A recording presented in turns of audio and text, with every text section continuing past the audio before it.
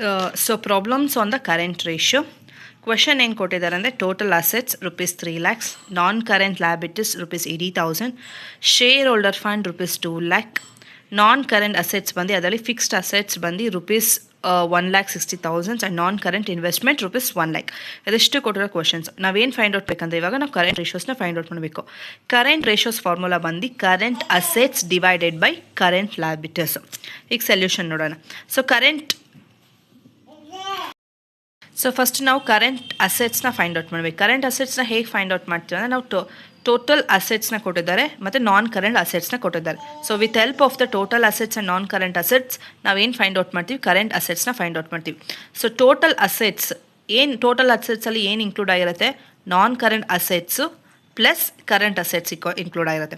So total assets ಬಂದು 3 lakhs, ನಾನ್ current assets ಅಂದರೆ ಇಲ್ಲಿ ಏನೇನಿದೆ fixed assets and non current investment. Fix assets ಬಂದು 1,60,000, ನಾನ್ ಕರೆಂಟ್ ಇನ್ವೆಸ್ಟ್ಮೆಂಟ್ ಬಂದು 1 lakh.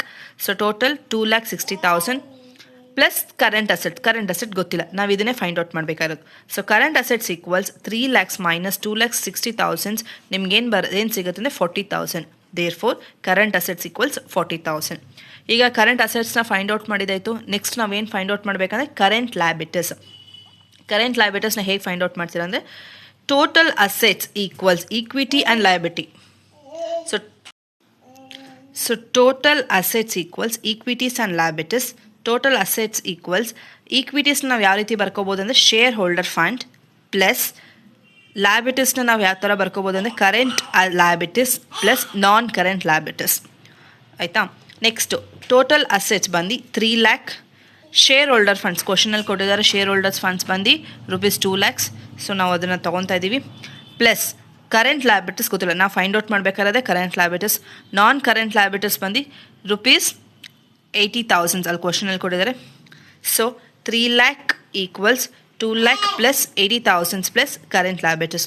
ಸೊ ಕರೆಂಟ್ ಲಯಬಿಲಿಟೀಸ್ ಏನಾಗಿರುತ್ತೆ 3 lakh minus 2,80,000. Therefore current liabilities ಬಂದು 20,000 rupees 20,000. ಇವಾಗ ನಮಗೆ ಕರೆಂಟ್ ಅಸೆಟ್ಸು ಫೈಂಡ್ ಔಟ್ ಆಗಿದೆ, ಹಾಗೆ ಕರೆಂಟ್ ಲಯಬಿಲಿಟೀಸು ಫೈಂಡ್ ಔಟ್ ಆಗಿದೆ. ನೆಕ್ಸ್ಟ್ ನಾವೇನು ಫೈಂಡ್ ಔಟ್ ಮಾಡಬೇಕಂದ್ರೆ ಕರೆಂಟ್ ರೇಷಿಯೋ ಫಾರ್ಮುಲಾ ಏನು, current assets divided by current liabilities. So current assets ಬಂದು ಎಷ್ಟು ರುಪೀಸ್ 40,000, ಕರೆಂಟ್ ಲಯಬಿಲಿಟೀಸ್ ಬಂದು ರುಪೀಸ್ 20,000. ಇದಿಷ್ಟು ರೇಷಿಯೋಸ್ ತೊಗೊಂಡ್ರೆ 2:1.